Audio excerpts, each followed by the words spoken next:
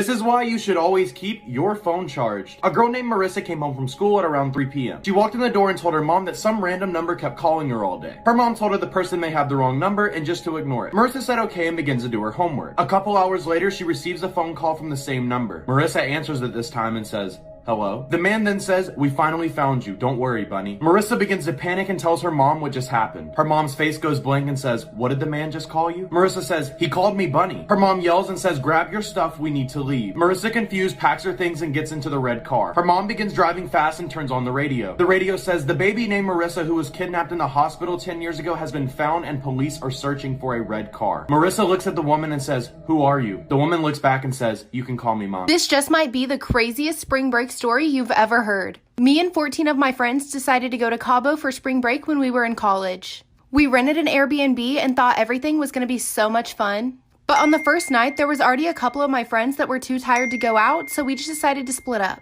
Half of my friends stayed at the house and half of us went out to a bar. The bar we ended up going to was right on the water, and as we're sitting there eating our food, a yacht pulls up. And I don't mean like a small yacht, I mean like a huge party yacht. There was little dinghy boats bringing people to and from the yacht. My friend that spoke Spanish went over and started talking to one of the boat taxi drivers.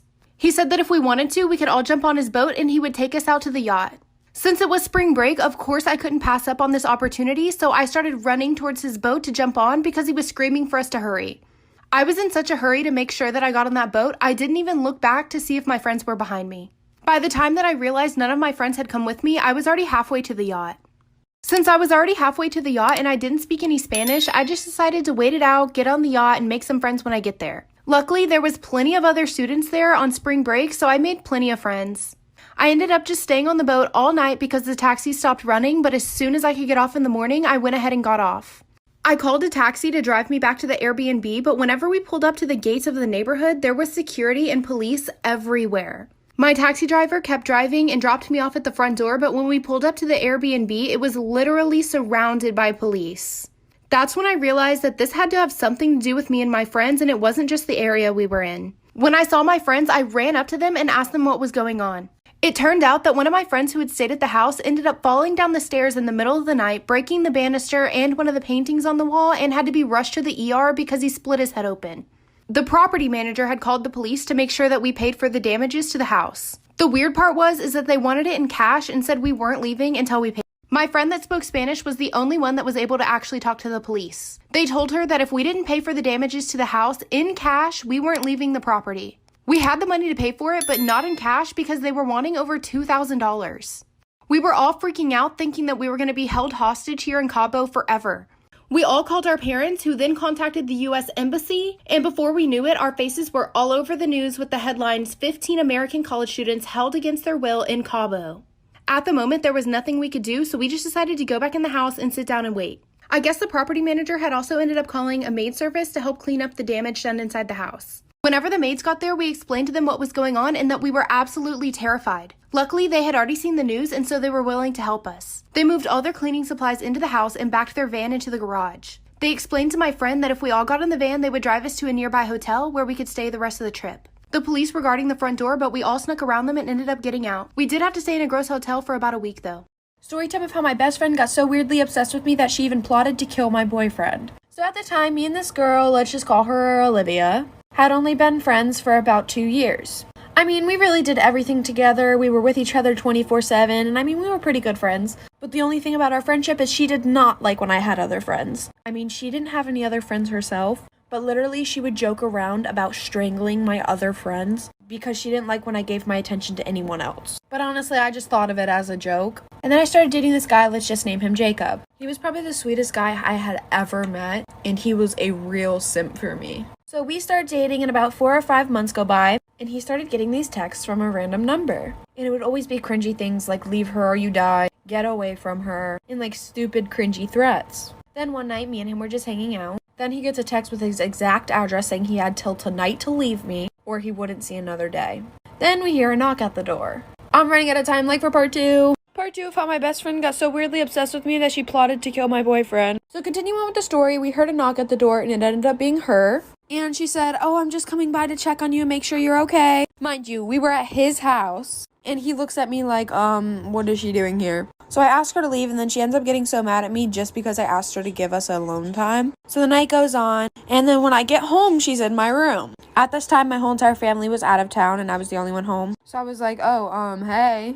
It was literally just like a normal night, and then I go to shower, and when I get back out of the shower, she's gone. And then my boyfriend calls me, and he goes, why is Maddie here? She had like this black mask on, but she's stupid enough to not realize that we know it's her. And I mean, we're being real here. She was my best friend at the time, so of course he's not going to call the police on her. But she had a knife in her hand, and he opens the door and he like pins her against the wall and then calls 911, I guess. And then to sum it up, when they get there, she tells them everything that she was going to do, and then they put her in a mental hospital. But she said that she was going to murder everybody that gets close to her. Crazy story time about how I found my aunt and my boyfriend hooking up at a family function. So every year, my mom and stepdad would have a Christmas party, and everyone from both sides of the family would come. And I also invited my boyfriend.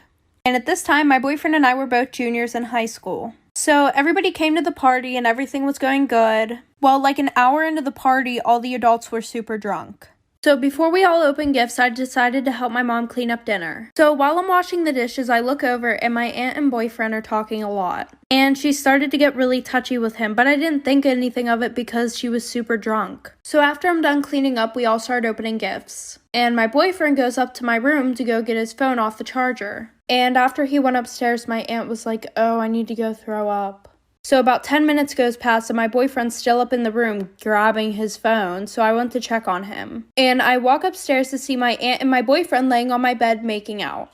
Like for part 2. Part 2 to how I caught my aunt and my boyfriend hooking up at a family function. So like I said, they are laying on my bed making out. Doors wide open. They don't even bother to shut the door. And both of their shirts are off. And I think I should just put in here, my aunt is like 28. She's on my stepdad's side. She's really young. So they look up and my aunt's just like drunk as fuck looking at me. And she's like, do you want to join? Like, bitch, what the fuck? So I'm just like shook and I start screaming. Everybody rushes up the stairs and my mom pushes me out of the way and sees my boyfriend and my aunt laying on my bed with their shirts off. So my mom starts screaming at everybody. So my mom calls the cops, says that an adult is touching an underage boy, and she calls his mom, tells her what happened.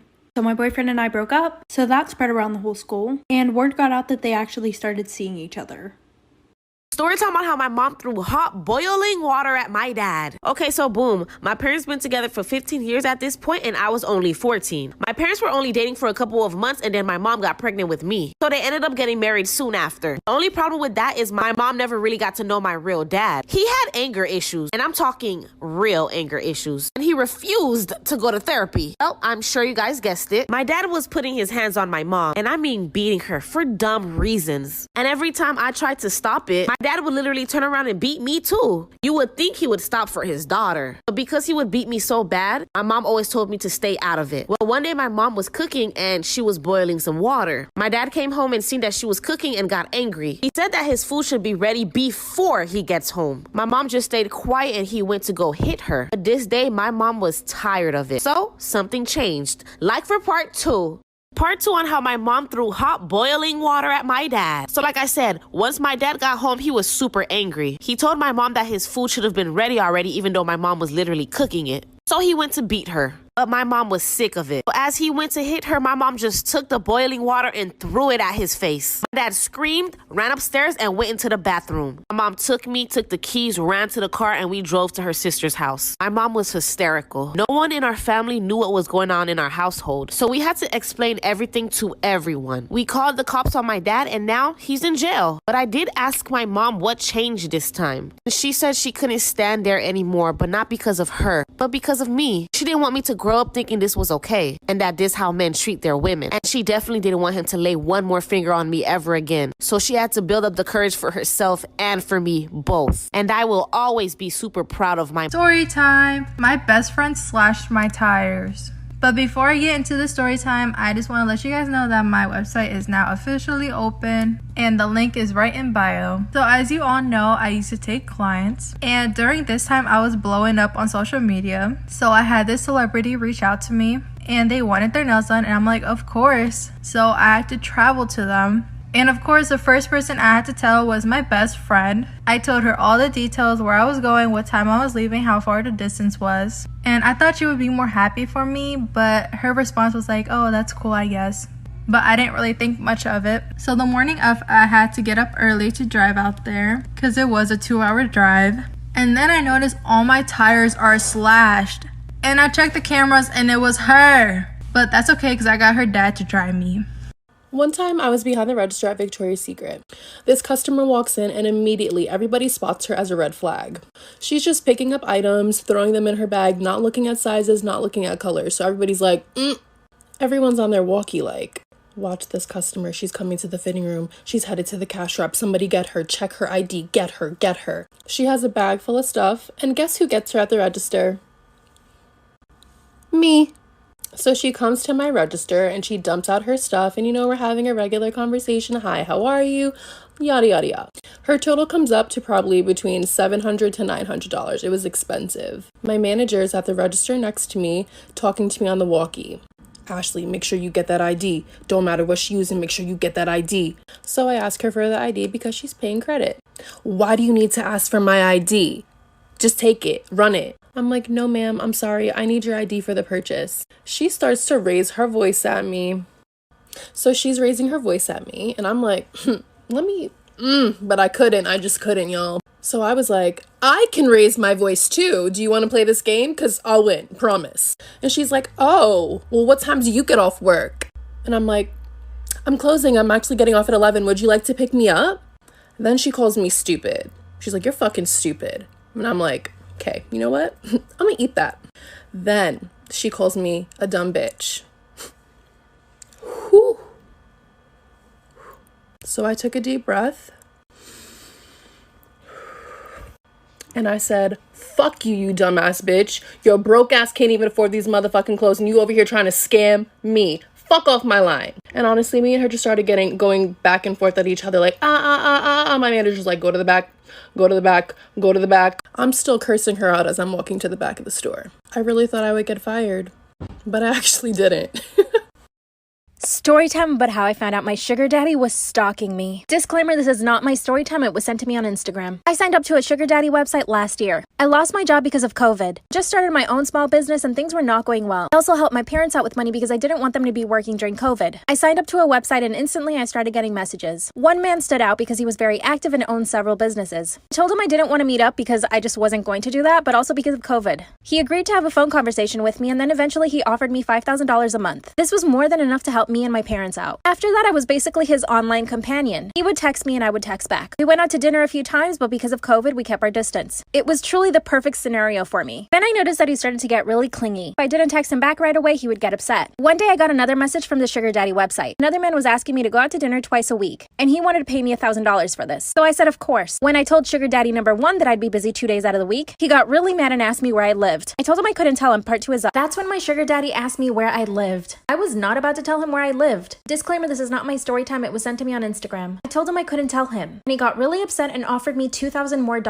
which means that he would be paying me $7,000 a month. Then he said that he didn't want me to be with any other sugar daddies. At this point, I hadn't even told him that I was approached by another sugar daddy. So how did he know that I was talking to another one? I accepted his offer of $7,000 a month, but this only made him even worse. He would call me all the time and ask me where I was, and he would constantly ask me where I lived. He noticed a change in me, and that's when he offered to buy me a car. A Mercedes, to be exact. I didn't know if I should accept or not because I knew it would make him feel like he had more ownership over me. I told him that I wasn't sure if I should accept the car because of his behavior. Then he said that he would buy me my own apartment. I felt really creeped out, so I decided not to answer his phones or his messages the rest of the night. 2 hours later, I'm laying in bed and I hear a really hard knock at my door. It was him. Part 3, my sugar daddy starts banging on my front door. Disclaimer, this is not my story time. It was sent to me on Instagram. And he didn't know where I lived. I looked through the peephole and I tell him to leave. That's when he shows me a wad of cash. He tells me I can keep it with no strings attached. I said no, and that's when he started calling me names. He started yelling really loud. I was hoping my neighbors would hear and call the cops. In order to calm him down, I opened the door and I let him in. Big mistake. He asked to use my bathroom and that's when I grabbed his phone. I saw on his camera roll that he had pictures and video of me. He'd been following me around for months. I started calling the cops, but that's when he came out of the bathroom. I asked if he could stay over and I said yes. I was so scared. We're supposed to have dinner tonight. The cops said they can't help because he hasn't hurt. Story time about how I got catfished by my best friend. Disclaimer, this is not my story time. My now ex-best friend and I hung out almost every single day. We were super close. Let's call her Natalie. Natalie and I would sometimes get into drama, and her mom didn't like this. She considered me a bad influence on Natalie. But honestly, the drama was coming from both sides. Natalie and I had a group chat with one other person. One day, Natalie sends me a message through the group chat saying that she couldn't be my best friend anymore and that she's really sorry. She really didn't explain why, though. I was crushed. She had been my best friend for so long. 3 weeks ago, I noticed that someone added me on Snapchat by search. I didn't really think too much about it. I added them back and we started having a conversation. She was a young girl my age and we started having conversations about boys we had crushes on, school, and lots of other things. I asked her to send me a picture of herself and she said she couldn't. That should have been the first red flag. Then we decided to meet up at the mall. I wait for her at the mall but she never shows up. I'm at the mall waiting for this girl to show up but she never does. Disclaimer, this is not my story time. Like I said before, this girl told me she couldn't send me any pictures, so I didn't even know what she looked like. That's when I started suspecting something. We got along so well in our Snapchat conversations, it was almost too good to be true. So of course, I decide to call her. And guess who answers? Natalie, with her new friends who she knows that I hate. At that moment, I realized that she dumped me and then got with these new girls that she knew I hated.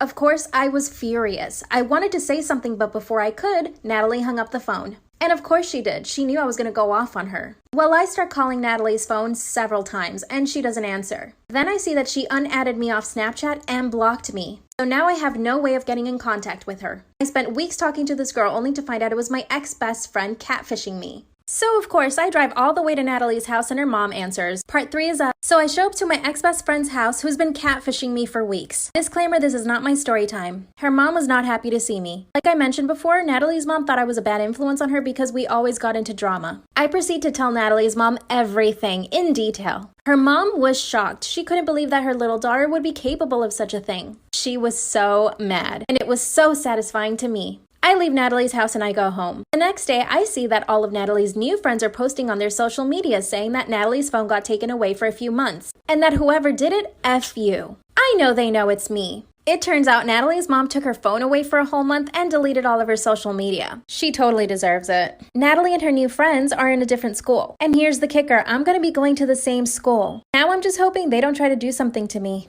And if they try, I'm so ready. Story time. My boyfriend cheated on me with my brother.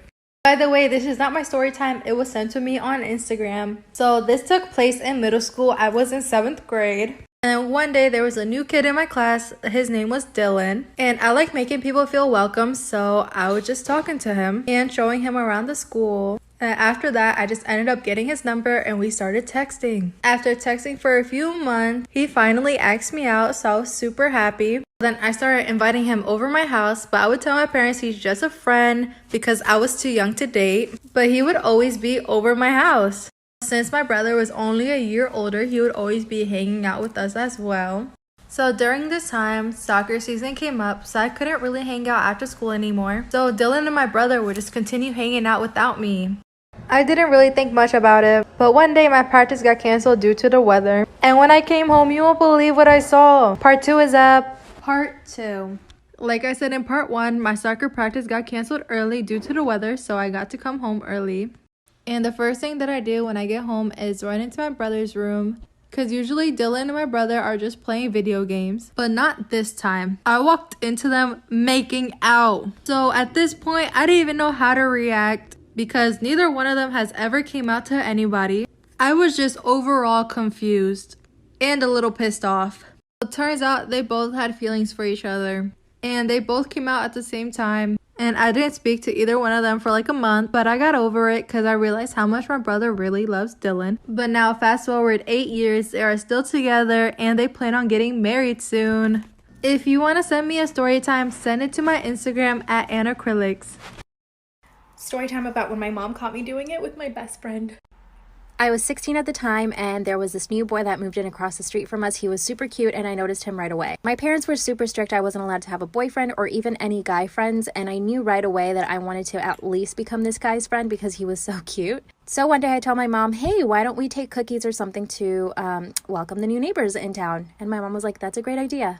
So we end up going over and we meet them. They're really nice. And the cute boy comes downstairs and he tells his mom he's going to go to Bible study. Well, when we get home, I tell my mom, hey, you know what? Maybe I should join a Bible study group too. And my mom was like, great idea. She even told me to go ask him about it since he had mentioned it. One day he's mowing the lawn, so I decided to go talk to him and ask him about the Bible study group. He actually ended up taking me there that same day and we had a fun class. Over the next few weeks, we became really, really good friends. Best friends. We told each other everything. But there was always attraction between. Part 2. So my neighbor, I'll call him Curtis, we're really good friends at this point, but we were always attracted to each other, but because we were in Bible study together and our parents were very religious, we kind of tried to stay away from anything. One day, we're in my house chilling in my room because I knew my mom wouldn't be home for a while, so I told him to just come upstairs. We ended up eating Pop-Tarts and watching a Netflix show. The whole time I was mustering the courage to tell him that I really liked him because I really felt that I wanted to be honest with him instead of just lying to him, and the whole reason why I even got into the Bible study group was to be with him, or at least spend time with him. So finally, I just blurted it out. I said, I like you,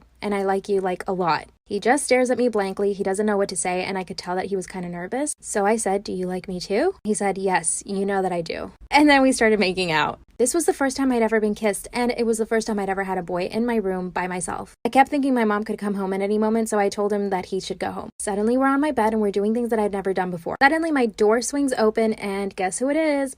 Part 3. So my mom swings the door open, and she sees us on my bed doing stuff. Of course, I'm mortified. I'm super embarrassed. I'm also embarrassed because I know how she's going to react in front of him. My mom, of course, just starts yelling her head off. Then we walk over to his house. She proceeds to tell his mom what we did. And then 5 minutes later, my dad walks into their house. I was really afraid of my dad. So now we're in their kitchen and his parents and my parents are just staring us down and telling us that what we did was completely wrong. Then my dad starts saying that we need to get married. I can tell Curtis is freaking out. Of course, I'm freaking out too. His parents actually agree that we should get married. Thankfully, my mom was completely against it and she said absolutely not, they're too young. I literally felt like I was dying. I was obviously grounded for months, couldn't go anywhere, I couldn't do anything, and I obviously didn't speak to Curtis again. Then my mom tells me that Curtis and his family actually moved away. My heart was completely broken. A few years later in college, I contacted him through Facebook. We met up and we've been together ever since. I knew that our connection back then was super strong and it is now. Do you know that you can die from chewing gum? And I don't mean choking. Yeah, I didn't either. Allow me to explain. Trigger warning. 19-year-old Samantha Jenkins was your typical adult teen, aside from her addiction to chewing gum. But why would her mother be concerned? It's not like she was out partying or making irresponsible choices. One afternoon, Samantha went out to lunch with her sister where she grabbed a soda to bring home with her. After, she began complaining of a profound stomach ache and claimed her soda was going right through her. Her mom hurried to the kitchen to prepare her some tea when she heard an ominous thump coming from her daughter's upstairs room. She found her lethargic on the floor where she asked, "Is this how it feels to die?" Samantha began convulsing. Her family rushed her to the hospital, where she was induced in a coma. She never stopped seizing, making it impossible to give her fluids or meds. Tragically, Samantha never came back. Upon autopsy, several large chunks of green chewed gum were found stuck to her stomach lining. Her electrolytes were severely out of whack. It appeared that somehow the excessive gum chewing poisoned her to death. Story time about how my ex-boyfriend accused me of cheating on an all-girls trip. So a little background information, I was 14 or 15 around the time, and it was the summer of my freshman year. So within the last few weeks of my 8th grade year, one of the more popular boys asked me out, and we're gonna call him Carson. I wasn't like super popular at the school, but I was like a medium maybe. But I was raised in a super strict household, where the only phone that I pretty much had was one that was able to call 911 and my parents. And I especially was not allowed to be talking to boys. So Carson had the great idea of giving me his old phone, and throughout the summer, I would text him on there. Well, I started to realize him getting really toxic. Anytime that he would see my Snapchat location change, he would be like, "Where are you going? Why didn't you tell me you were going here?" So I started distancing myself a little bit from him. Also because our relationship was just moving way too fast. Within the first month of us dating, he was talking about wanting to marry me. Like for part 2. Part 2 about how my ex-boyfriend accused me of cheating on him on an all-girls trip. So like I said, I started distancing myself from him because he became too attached and was just way too toxic. Well, I was also in a lot of clubs in school, and a few of them would require me to go on trips. Well, the one that I went on was an all-girls trip, and before I left, I texted Carson letting him know that I wouldn't have my phone all week. Well, on the last night of my trip, there was a girls and boys dance. There was like a group of boys from a different school that we were meeting up with, and I tried staying back at the cabin, but they wouldn't let me. So we started doing dances that required partners, so I was pretty much forced to dance with one of the boys. Well, when I came back home, I got 100 texts from Carson calling me a bunch of nasty names, and you can probably guess them. And somebody got a picture of me dancing with one of the boys, and Carson sent it to me and said, "We're done." So after that, I just ignored him. And then literally that night at 1 a.m., he was texting me saying, "I miss you, please come back to me," like for part 3 about how my ex-boyfriend accused me of cheating on him on an all-girls trip. So like I said, I received over 100 messages from him. He got a picture of me dancing with one of the boys and said, "We're done." And then at 1 a.m, he's like, "I miss you so much. Please don't leave me. Like, I've been doing so bad while you were gone." So of course I didn't accept his apology and I just blocked him on all my social media. And the next day I wake up to messages on my Instagram, my Snapchat, my Facebook. Like, who even uses that? Unless you're talking to family. Well, then Carson decides to tell everybody at my school about how I'm a lying, cheating scumbag. And now, 3 years later, no good guy from my school wants to date me. So now whenever I'm talking to a guy, I have to make sure that they're not affiliated with Carson in any way. But low-key, I had a really good glow-up, so all the hot boys want to talk to me now. And Carson's pretty much still a scumbag. This is why you should always watch videos to the end. In 2003, a woman came home to her apartment to see that her door was unlocked. She went inside, nothing was missing, so she assumed she must have left it open. When it happened a few more times, but still nothing was missing in her apartment, she went out and got a camera, set it up in her apartment aimed at the front door. The next day, her door was unlocked, so she reviewed the footage. She watches in horror as late in the night, her front door opens and in walks this tall, creepy man who looks around and then walks towards her bedroom off camera. She immediately sprints out of her apartment and calls the police, who show up and tell her to go back in her apartment and just try to stay calm, and that they would put an officer right outside her door so she's safe. As she's sitting on the bed, totally traumatized, she realizes something. She only saw him enter her apartment on that video. She doesn't know if he actually left. As she's sitting there, she feels breathing on her ankles. She runs out, the cop comes in, and he finds the tall, creepy man under the bed holding a knife and a camera. Always lock your front doors. A kid living with both of his parents decided to watch a movie for their family weekly movie night. He then gets up to use the restroom. As he is in the restroom, he sees all of the power in the house cuts off, and then he hears 2 loud thumps. He locks the bathroom door and hears heavy objects being dragged across the hallway. The kid, freaking out, runs out of the bathroom and runs into the restroom. Once he is inside the room, he locks the door. As he locks the door, he jumps in bed and acts like he's asleep and hopes that this person who is in the house will ignore a child sleeping. He closes his eyes and hears the door creak at the same time. He squints his eyes and sees a man with no eyes dragging the bodies of both of his parents.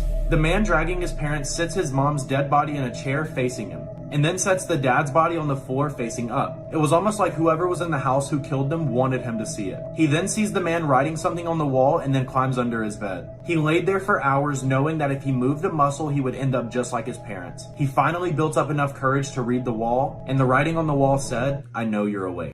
This is why you should never leave the table when you're on a blind date. One of my best friends and I worked at the same restaurant. When I came in later that day for my shift, she told me a crazy story. She said that her first table were this guy and this girl, and she could tell they were on a first date.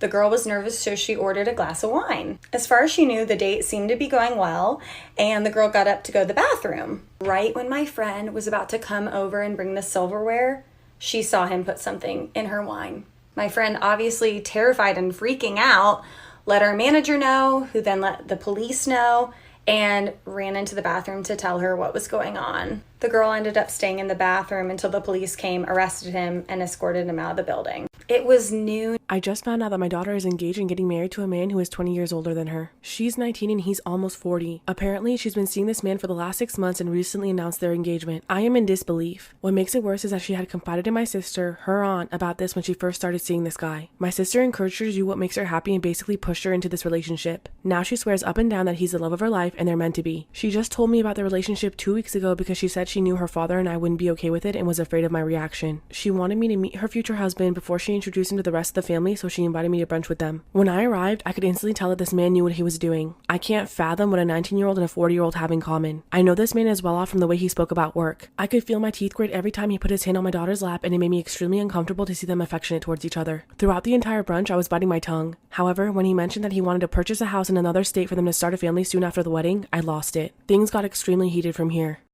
Part 2. My daughter is engaged to a man 20 years older than her. My daughter is 19 and engaged to a 40-year-old who she's been dating for 6 months. At brunch, he mentioned that he was going to move them to another state and start a family soon after the wedding. This was my breaking point. This man already has been married 3 times and has a few children from those marriages. He's also closer to my age than her age, and his children are closer to her age. My daughter could tell that I was about to burst because she quickly tried to change the subject. However, I slammed my hand on the table and expressed how inappropriate this relationship is. I called this man out for basically grooming my daughter. My daughter quickly came to his defense, saying that age is just a number and that she's a consenting adult. I told her that I would never approve of this and left. My husband and I are furious about the situation and have tried telling our daughter that this is wrong. However, every time we try to talk to her about this, she blows up on us. She's made it clear that we can't talk her out of it and I'm at a loss. Now she's invited the rest of the family to dinner to meet her future husband. Everyone has been messaging me about it nonstop. Some are shocked about the age difference and others, like my sister, are telling me that I should stop trying to stand in the way of love. I want to shake my daughter into reality, but I feel that every time I mention my disapproval, it pushes her further towards him. Am I wrong and should I just accept it? Story time! Okay, so this one night around 1 in the morning, I went to go take a shower. After I take my shower, I get out and I usually always bring my phone with me and I see that my brother messages me. He messaged me saying, "Hey, are you okay? I hear someone crying. Why are you crying?" And in my head, I'm like, well, I wasn't crying, so who's crying? I get out the shower and I go to his room and his door is wide open. I go and I ask him what happened and he said, "I had my door open and all of a sudden I just hear a woman start crying. I thought it was you because you're the only one that's awake. It sounded really bad, that's why I messaged you." So I told him, no, that wasn't crying at all. I was like, maybe you're just hearing things. I then asked him why he had his door open because obviously everyone's asleep and it's really dark in the hallway, so something creepy is bound to happen. After that, we just got over it and we went to bed. About 2 days later, it's the same scenario. I go to take a shower at 1 or 2 in the morning and everyone's asleep. After my shower, that's when I step out in the hallway, but for some reason I didn't turn on the lights this time. All of a sudden, I start hearing a woman crying. But then I hear my brother talking to someone on the phone, so I was like, oh, maybe it's one of his friends. I get closer to his door and the cry gets louder. That's when I realized that it's probably coming from the closet right next to his door. I opened his door right away, hoping that whoever he was talking to was crying, but it wasn't. I told him what happened and we still haven't found out what it was to this day.